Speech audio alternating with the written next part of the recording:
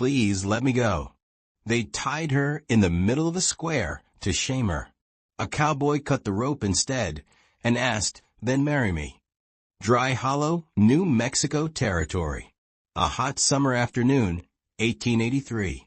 Heat lay over the town like a bad spell.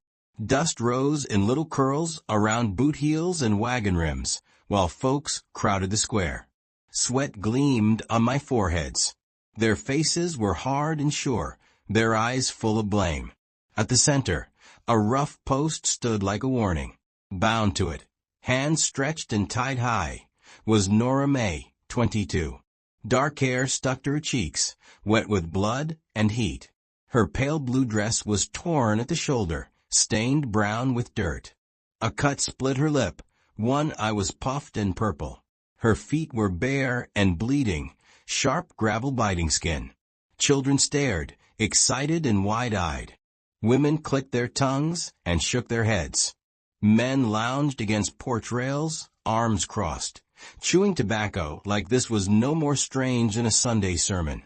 A voice fired from a crowd. "That's what happens when you tempt married men, you little harlot." A tomato smacked into Nora's ribs. She flinched, breath-catching. Laughter followed. "The mayor's boy says she trapped him behind the chapel." Another voice cackled. "Says she begged for it." More things flew, soft, rotten onions, a bruised apple, a dry heel of bread. Nora lifted her face. Blood had dried under her nose. When she spoke, her throat scraped raw. "Please, please let me go." No one moved. No one asked what had really happened. No one looked at the bruises and wondered who put them there. The crowd saw what it wanted and called it truth. Nora sagged into the post. Her breath came thin. Shame pounded louder than the jeers. Her sight wavered. Her knees dipped, but the knots held her up, a showpiece left to bake under the pitiless sun. Then came steady bootsteps, slow, heavy, certain. The noise faded. A tall man stepped into view, broad in the shoulders, dust settling on the brim of his dark hat. He wore no star, spoke no greeting. Yet people slid aside, without quite knowing why. He didn't push. He didn't need to. His presence felt carved from quiet and iron. He stopped 5 feet from her and looked up. Nora forced her eyes open. Their gazes met. His were the color of storm clouds. No judgment, just stillness, and a kind of knowing. He turned to the sheriff, who stood with arms folded like a proud hangman. The stranger's voice was even and low, but cut clean through the square. "Untie her." The sheriff blinked. "Beg pardon." "You heard me," the man said. "Cut her loose." "Now hold on," the sheriff sputtered. Town council's already passed sentence. The man didn't argue. He drew a knife, not fast, not in threat, but with the solid calm of someone who knew exactly what he was about. He walked straight to the post. One twist of the blade and the rope parted. Nora fell forward. He caught her, light as a sack of feathers in his arms. Holding her with one arm, he turned and faced the crowd. A ripple of whispers moved like wind through grass. "That's Charles Boone," someone breathed. "He left after the shootout," another hissed. "Swore he'd never come back." Charles glanced down at Nora, then lifted his head.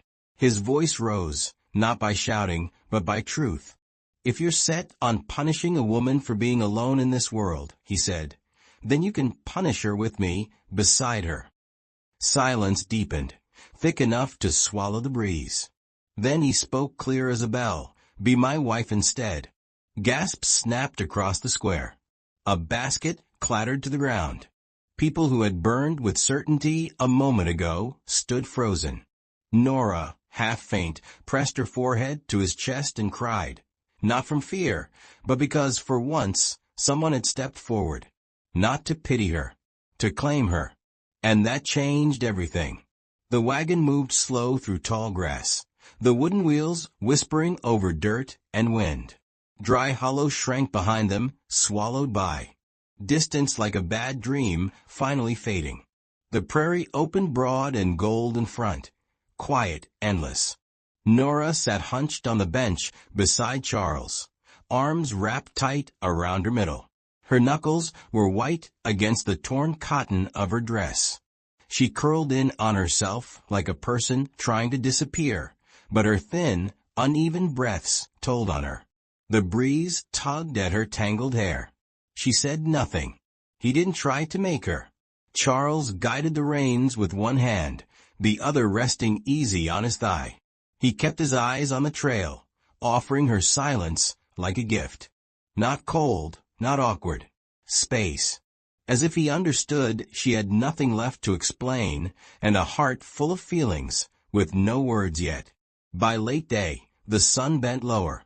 They reached his place, a small cabin set between low hills and a stand of pines. Weatherboards, tight and strong. A swept porch. A small corral, 2 horses, and a sleepy goat. A soft thread of smoke rose from the chimney. Charles stepped down first. He didn't reach up to pull her. He just waited. When Nora hesitated, he looked up, not hurrying, not impatient. She slid down on her own, legs shaky.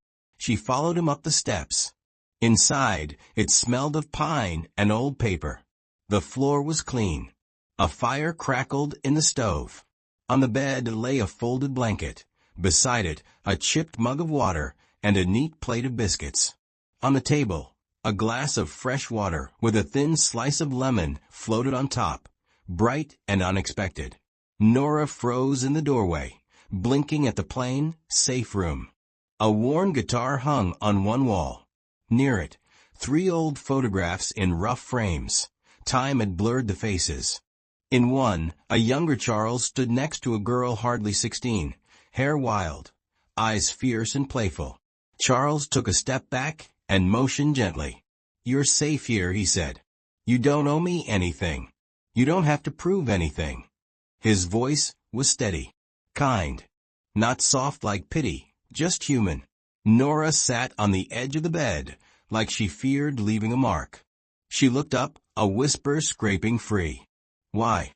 He sat in a wooden chair across the room, elbows on his knees, hat still on. He took his time, staring into the fire until the words were ready. "When I was 19, he said, my sister June got with child." He rubbed his jaw. Firelight moved over his face. Folks blamed her. Church turned her out. They called her shameful. Even the preacher's wife spat on her dress. Nora's fingers tightened in her lap. "I was supposed to come home that week," he said. "She wrote me a letter." He swallowed. Said she didn't want to be a burden anymore. His voice cracked for half a beat, then steadied. "She died the night before I got there. Out in the snow. Alone." He lifted his eyes to Nora, not pleading, just worn by truth. "If I can save one," he said quietly, "maybe she'll forgive me, wherever she is." Nora's breath hitched. A hand flew to her chest, trying to hold her breaking heart in place. Tears came, not the dry, bitter kind from public shame, but hard, shaking sobs from a deep place no one had ever touched. She folded in on herself, as if she feared the sound of it. Charles didn't come close. He didn't stare. He didn't reach to fix what couldn't be fixed in a moment. He stood, turned his back, and gave her what no one else had given: privacy, dignity, the room to fall apart without blame. Through the tears, Nora understood. He didn't see her as ruined. He saw her as someone still standing. The next days passed quiet, almost plain. No big speeches. No demands. Charles didn't crowd her. He didn't ask questions she wasn't ready to answer. He kept to the rhythm of a man who understood space, his and hers. Each morning, a basin of warm water sat near the stove. Sometimes a clean cloth. Sometimes a biscuit with jam. Sometimes only silence. Somehow that was enough. He never asked her to cook or clean or talk. One morning, she folded a blanket that had fallen from his bed. The next, she wiped the table. By the third, she pinched the tender weeds from his herb boxes by the window, lavender, mint, and a shy tomato vine trying to live. He noticed. He didn't say a word. Later, he set a small stack of linens by the door and said almost offhand, "If you feel up to it, there's a bucket by the creek." Then he went outside. She took the bucket. There were no grand ideas in his head. No savior's glow. He didn't think of himself as a rescuer, just a man trying to make peace in a world that took too much and gave too little. He trusted small things, a chair that no longer creaked after he fixed his leg, a bowl of stew left to warm on the stove, a back porch with no demands. He believed real healing didn't come by promises, but by staying. Let her stay long enough to breathe, he thought. That's how mending starts. One evening, the sky burned orange and hushed as dusk drifted in. The wind fell still. The whole prairie seemed to hold its breath. Nora sat on the cabin steps, knees hugged close. Her bruises had faded to yellow, but the memory stayed in the straightness of her spine. Charles came out with 2 tin mugs of weak tea. He handed her one and sat a few steps away. Not close, not far. Just right. She watched the open land along, while before words found her. "My mother died when I was 8, she said. He didn't speak. The church took me in, she went on. Said I was cursed. Said my birth took her life." Charles looked toward the hills, jaw tight. "They raised me with prayers and backhands," she said. "Told me I was born sinful. Said my face would tempt the devil." She paused, swallowed. "By 16, I stopped praying." The grass whispered. A hawk cried somewhere high. "Men hurt me," she whispered. "No one said sorry. They told me I should have known better." Still, he didn't push words at her. He rose, went inside, and returned with a bowl of stew. He set it beside her, steam curling into the cooling air. Then he sat again, present and quiet. They ate together, no hurry. As the light slanted gold across the prairie, it brushed her face and softened the tired lines there. Nora turned, eyes still wet. "Why didn't you ask what they claim I did?" He met her gaze. When he answered, his voice was low and steady. "I don't trust town talk," he said. He waited a beat. "I trust how you look when no one's watching." Her mouth opened, then closed. A single tear slid down her cheek. She didn't wipe it away. For the first time in years, she cried not from shame, but from being seen. Rumors ran quick, faster than fire, through dry brush. By week's end, all of Dry Hollow knew. Charles Boone, the quiet, stubborn cowboy who'd walked away after a bad gunfight, had come back. And he hadn't come alone. He'd brought her. The sinner. The scandal. The girl the town had tied to a post. They said her name like it might stain their tongues. "He's keeping a stray out there. He's lost his mind. Maybe he's as filthy as she is." At the general store, whispers grew teeth. By the time they reached the church steps, they turned into anger dressed up as righteousness. And anger rides fast. They came on horseback, 8 strong, pounding across the prairie toward Boone's land. Agnes Whitlow led them, the mayor's wife, wrapped in black lace and fury. 2 deacons, 2 ranch boys, and the sheriff's cousin rode behind her, each face tight with that same burning certainty that they had the right to judge. They pulled up beyond the porch. Dust swirled around them. Charles was out back splitting wood. He didn't rush. He didn't reach for a gun. He wiped his brow with his wrist and turned to face them, calm as a clear sky. Agnes stepped forward, gloved hands clenched around her riding crop. "You're harboring sin, Mr. Boone," she snapped, "and making a joke of this town's justice." Charles tipped his head, like he hadn't heard right. "You rode all this way just to say that?" She scowled. "I came to give you a choice. Send her away, or we take this to the court, to God, to whoever listens." Charles didn't flinch. He stepped off the porch and walked past them toward the open field. Beyond the fence, near a patch of wildflowers, Nora stood barefoot in the grass, hands shaking at her sides, face pale. He bent, picked a daisy, and walked it back to her. He held it out, no speech, only that small, fiercely human act. She took the bloom, fingers trembling. Then he turned to the riders. "If it's peace you want," he said, voice clear as metal, "leave her be." A beat. His eyes narrowed. "If you want to fight," he stepped forward, his boots grinding the dirt, "you'll find I'm not scared." Silence, whip tight. Agnes sneered. One of the young men shifted, hand near his belt, starting toward the porch. Charles didn't warn him. He drew his revolver and fired one shot into the sky. The crack rolled over the plains, and birds burst up like black sparks. "That land," he said even, gun still in his hand, "is mine." He pointed at the house. "That roof is mine." He pointed at Nora, frozen, the daisy clutched in her fingers. "And that woman is under both." He holstered the gun in a smooth, simple motion. His voice dropped low. "That makes her family." For a long breath, no one moved. Then Agnes yanked her horse around with a huff. "You'll regret this," she hissed. But Charles had already turned away. He walked to the door and held it open. Nora stepped inside first, spine a little straighter, flower still in hand. The door closed. The prairie wind took the dust of the retreating riders and scattered it back into the empty places it came from. Days shifted not with big moments, but with small belonging. Each morning, Charles saddled up and asked, never ordered, if she wanted to ride. At first she said no.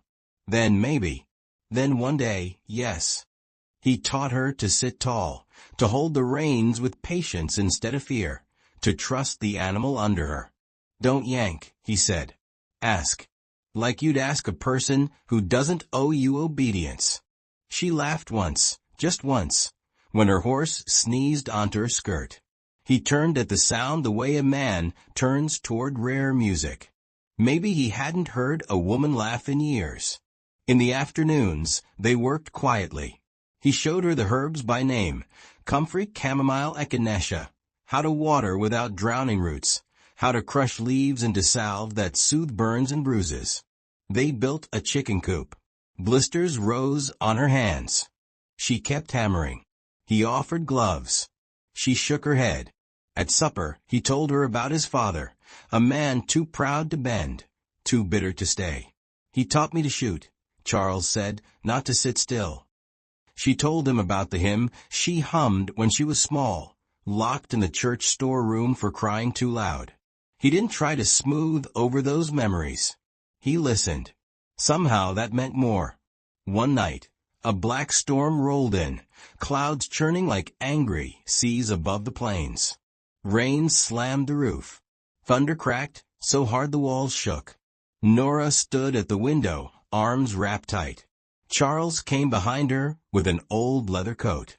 The cuffs were frayed, the seams worn soft. "It's too big," he said calm. He gave a little shrug. "Like me.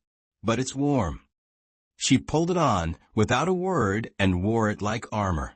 It smelled of smoke and saddle soap and something faint, something safe. She kept it on all night. Days later, she stitched quietly by the fire. He didn't ask what it was. He sharpened a blade, fed the fire, whittled a small stick of cedar, patient as time. When she finished, she folded the cloth and set it by his saddle. A handkerchief, simple brown linen, with a single stitched letter in the corner. E. She never explained what it meant. He didn't ask. The next morning, before riding the fence line, he tied the handkerchief at the base of the saddle horn, out in the open, not hidden. Nora watched from a porch, sleeves tugged by the wind. He didn't look up, didn't say a thing, just brushed his fingers once over the stitched edge, like it was something holy. She didn't speak, but she felt the shift deep in her ribs. She wasn't a guest. She wasn't a problem he felt duty to carry. She was something he meant to keep. The letter came on a still morning. A red wax seal stamped with a dry hollow courthouse crest stuck to a folded page tacked on the gate. Charles pried it loose and read it there. Short. Signed by the mayor. Remove the woman from your property or face legal action. Your place will not shelter sin. He folded the paper once. Twice. Slipped it into his coat.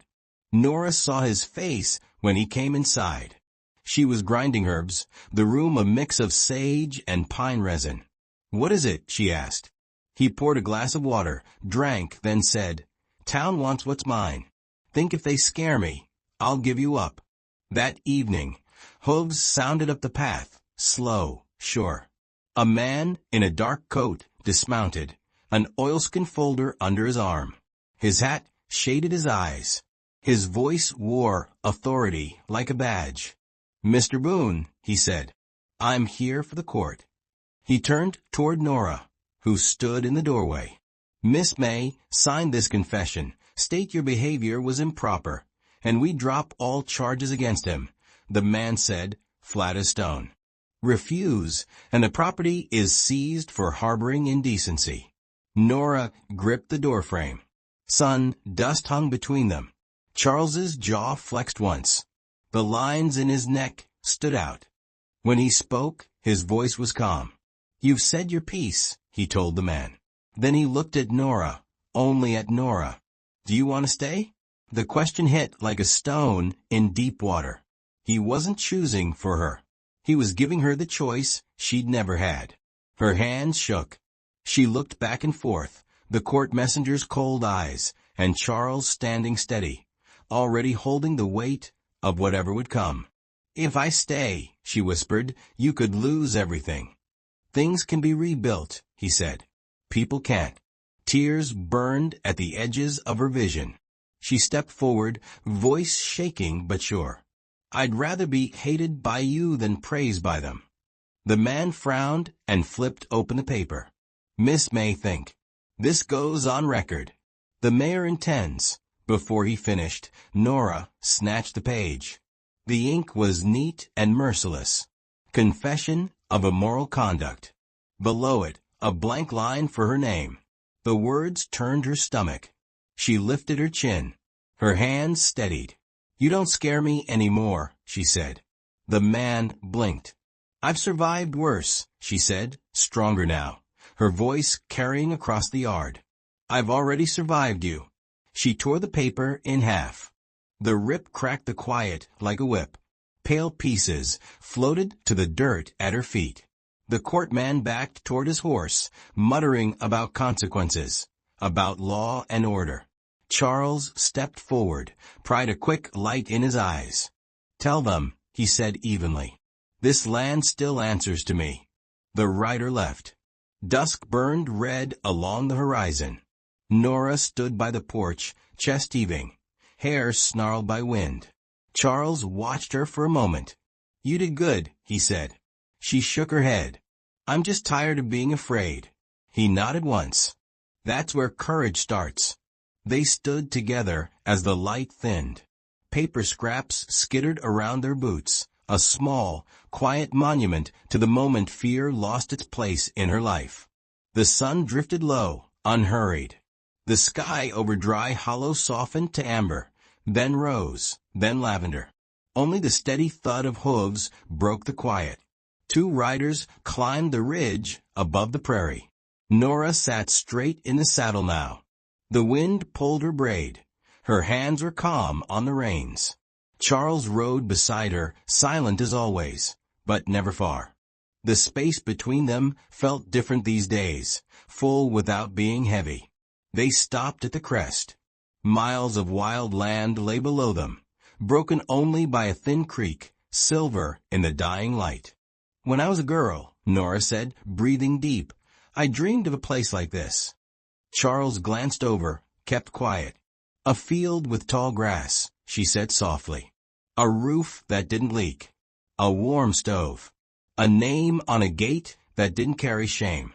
Someone waiting at the door who looked at me like I belonged." She paused, eyes lowering. That dream went silent for a long time. Charles swung down from his horse. Boots met dry grass. He walked to the edge of the ridge, hands in his pockets, and looked out over the valley. Then he turned back, reached into his coat, and brought out a small, dark shape. A ring. Not gold. Not store-bought.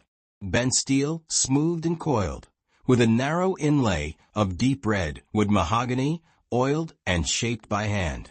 Nora blinked. Charles didn't kneel, didn't clear his throat.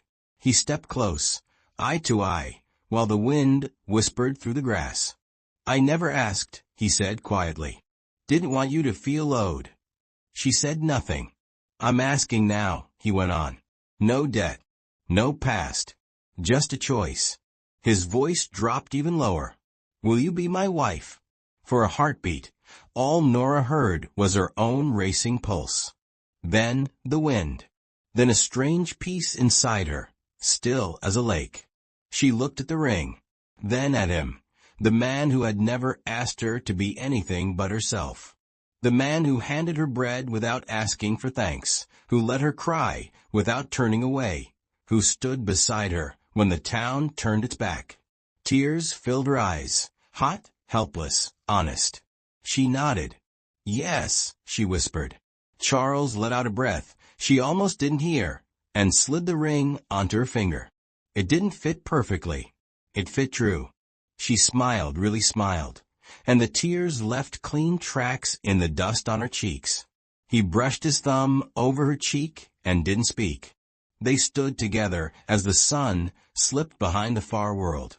The dream she'd buried had found its way back, not with thunder or glory, but with quiet and a ring made by hand, offered by a man who asked and waited. Spring slid over dry hollow like a clean page.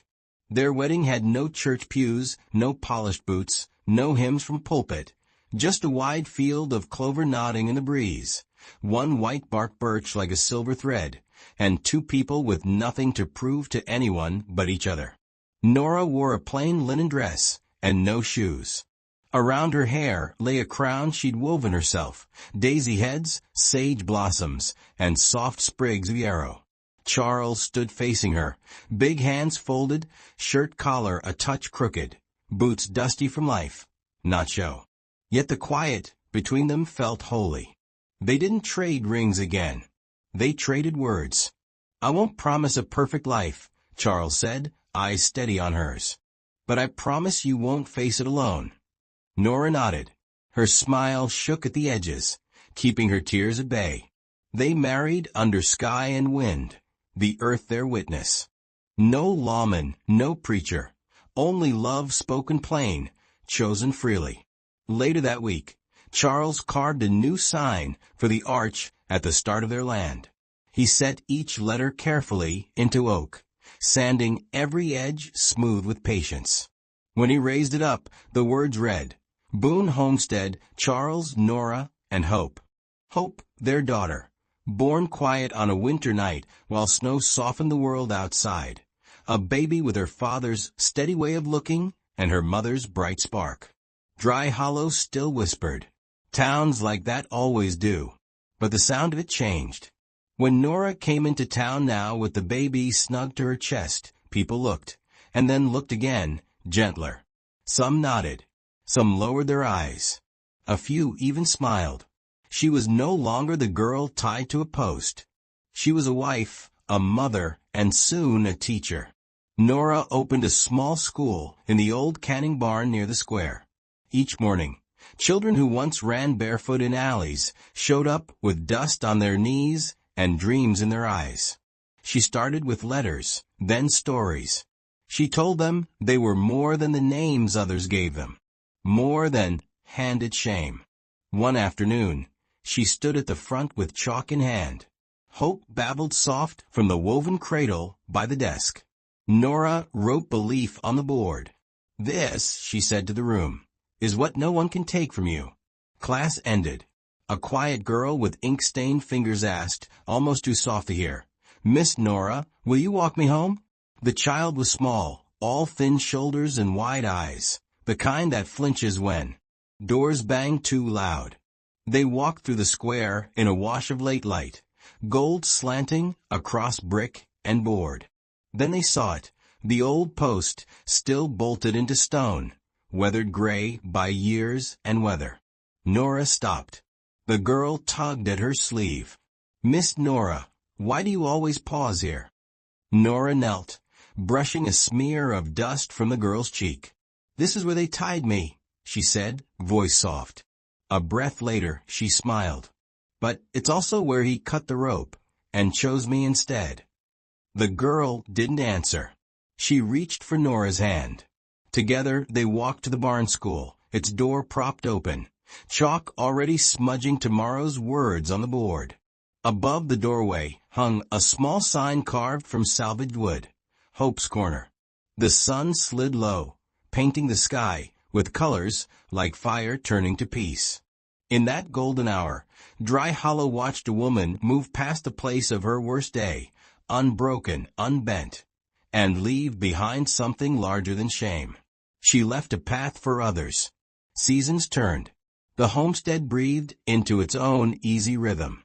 Mornings carried the smell of coffee and wood smoke. Evenings, the quiet murmur of wind over grass. Nora's herbs grew deep-rooted along the windowsill. Lavender calming the room, mint brightening the air. Tomato vines climbing twine with stubborn hope. Chickens fussed in the coop they'd built together. A sleepy goat chewed fence posts whenever no one watched. Charles added a second corral plank by plank, humming under his breath as he worked, the same low tune he always hummed when patience was needed. Hope learned to balance on sturdy legs in the yard. Charles built her a tiny wooden horse from cedar scraps, sanding the curves smooth so little hands wouldn't catch. Nora stitched dresses from old shirts, every seam neat, every hem straight. At night, when the baby finally slept, Nora sat with a book she kept hidden at the canning barn, teaching herself the maps and marks she never learned as a girl, figures, ledgers, letters curled into long words. Charles would sit near, whittling or oiling his tools, speaking rarely, but always there. In town, the church bells still rang. Agnes Whitlow still pinned lace at her throat. The mayor still walked with his chin too high. Yet the shape of things felt different. The storekeeper cut fabric cheaper than his sign said when Nora came in with Hope. The blacksmith looked away, ashamed of how he'd stared that day in the square. Even the sheriff tipped his hat when they passed, though he did it late, like his arm had to fight through a wall of pride first. Rumors tried to flare again. They always do when change creeps over people who swore they'd never bend. But the stories tripped over facts. Nora's school filled. Children learned their letters and brought them home. Tired mothers left with smiles they hadn't worn in years. Boys heard a different kind of strength in a woman's steady voice and went quiet, thinking. One Saturday, the church passed a basket for the youth. A whisper followed the coins. It was Nora's idea. Lessons for the little ones on winter nights, so they don't freeze out there. The preacher, who once said harsh things and let them stand, cleared his throat and said only, "A good use." Then he looked at Nora and didn't look away. Dry Hollow was a place of slow shifts. But a slow shift can move a mountain if you let it. Not every day was easy. Some mornings, Nora woke with old fear heavy on her chest, the past trying to claw back through dreams. On those days, she pulled Charles's coat from its peg and wore it while she boiled water for tea. Leather, smoke, and saddle soap wrapped her like a promise. She breathed, steadying. Not every day was smooth for Charles either. When he rode the fence line, he sometimes found posts cut low, wires sagging, someone's quiet dig at the man who told the town no. He set each post again, without complaint. He sang under his breath and moved on. They didn't fight often, but when they did, it was loud for 5 minutes, and then quiet and honest. One evening, Nora snapped that he never tells her if he's riding far. He answered too sharply that he didn't want to give her another worry to carry. They both looked away, breathing hard. Then he nodded, slow and real. "You're right," he said. "I'll say where I'm going." She nodded back. Thank you. That was it. No punishment. No sulking. Just a promise held. Most days were simple, chores done shoulder to shoulder, meals shared, lessons planned after the baby slept. Hope learned the first words. Ma. Da up. Her favorite was up, always said twice. Wide grin waiting for arms.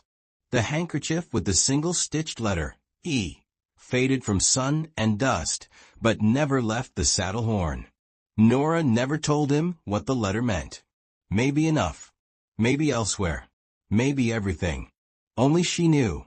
He never asked. Some things kept quiet, hold more weight. Sometimes, at dusk, Charles strummed the worn guitar from the wall. He wasn't good, and he wasn't bad. The notes were plain and honest like him. Nora hummed an old hymn under her breath, but the sound changed now. Less ache, more warmth. Hope clapped her chubby hands and nearly toppled over with joy. They were not fancy people. They were not perfect. They were rooted. One late afternoon, months after the wedding, the wind moved sweetly over the grass, and the sky carried a color of waiting. Nora finished her last lesson, wiped the chalkboard clean, and tied a kerchief over her hair for the walk home. Hope kicked her heels from the cradle, eager to be lifted. Nora laughed and swung her up, the baby's weight settling warm against her. When she stepped into the square, she saw him, the mayor's son, the same boy who once bragged behind the chapel, now a man with polished boots and a mouth that still smirked like the world owed him. He stood near the old post, hands tucked in his vest pockets, letting his friend's laughter make him look bigger than he was. Nora's feet slowed. She didn't stop. She shifted Hope higher on her hip and kept walking. The man's smirk twitched when he realized she wasn't turning aside. He opened his mouth. The words didn't come. Something in her eye, steady and unafraid, stole the sound from his throat. She passed him. She didn't look back. The girls by the well watched, traded glances, and smiled small, secret smiles, like they'd discovered a door and kept the key. At the homestead gate, the oak sign lifted and settled in the easy wind. Boone Homestead, Charles, Nora, and Hope. Nora touched the H with her fingertips and went inside. Charles was mending a boot, all working a leather. He glanced up, read her face in a heartbeat, and gave a short nod that said everything without a single word. You're safe. I'm here. That night, after Hope finally slept, they sat on the steps. Stars came out slow. The smell of dry earth and pine drifted around them. Nora leaned her shoulder into his. He set his hand over hers. I went by the square, she said. I figured, he answered. He was there. I figured that too. She breathed long and calm. It didn't touch me this time. He nodded. Good. They didn't need more. The night carried the rest. A year slid by. Hope's corner filled with more children, and the barn's walls held up fresh shelves that Charles built on a rainy day. Nora's neat hand labeled baskets, slates, chalk, primers, stories. A corner table held scraps of cloth and thread where little fingers learned to mend what could be saved, shirts, ideas, and sometimes hearts. One morning, a woman Nora knew only by sight stepped into the doorway and didn't cross the threshold. She held her shawl tight, eyes wet. Miss Nora, she said, voice shaking. My girl, she's gone quiet. Won't say why. Won't eat much. I don't know what to do. Nora didn't press for details. She didn't ask for shame. She asked the woman to sit. She made tea that smelled like mint and sunlight. She put a biscuit on a plate and didn't push it across the table. She just set it near. She waited. When the woman spoke, the words came in a tumble that didn't need to be caught, only held. Later, Nora walked the girl home, their steps soft on the path. She didn't talk about monsters. She talked about doors, about how some doors slam and some doors open, about who gets to hold the handle. The girl listened and didn't cry. Not yet. That would come later, when the safety had settled deep enough. For now, she walked beside a woman who knew how to protect a flame with both hands. News of the school in the cannery reached far edges of the territory in the way all true things travel, quiet and steady. A drifter passed a story to a ranch hand. A ranch hand told his sister. His sister told a neighbor.